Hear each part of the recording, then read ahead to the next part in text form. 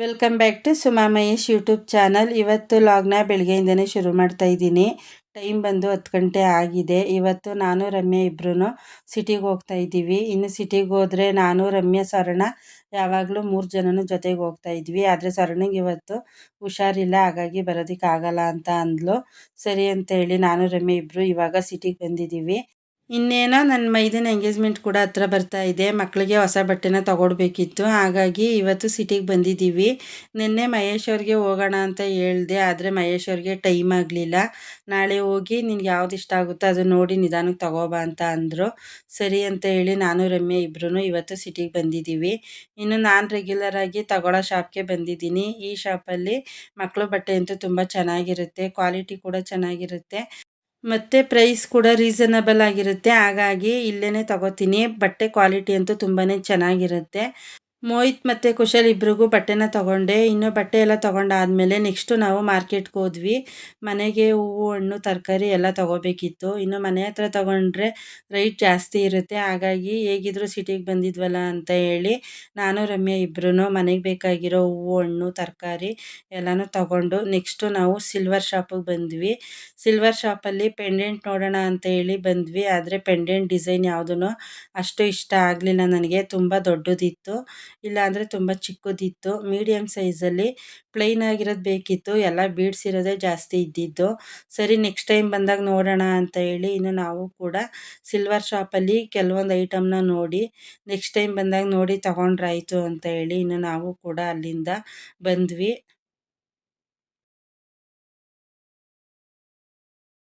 ಸಂಜೆ ನಾವು ಕೂಡ ಚಿಕ್ಕತ್ತೆ ಮನೆ ಹತ್ರ ಬಂದ್ವಿ. ಇನ್ನು ಗಣೇಶ ಹಬ್ಬದ ದಿನ ಇಲ್ಲೂ ಕೂಡ ಗಣೇಶನ ಕೂರಿಸಿದ್ರು. ನಮ್ಮ ಆಂಟಿ ಮಗ ಮತ್ತು ಫ್ರೆಂಡ್ಸ್ಗಳೆಲ್ಲ ಸೇರಿ ಗಣೇಶನ ಕೂರಿಸಿದ್ರು. ಇವತ್ತು ಗಣೇಶ ವಿಸರ್ಜನೆ ಇದೆ ಬನ್ನಿ ಅಂತ ಹೇಳಿ ಫೋನ್ ಮಾಡಿದ್ರು.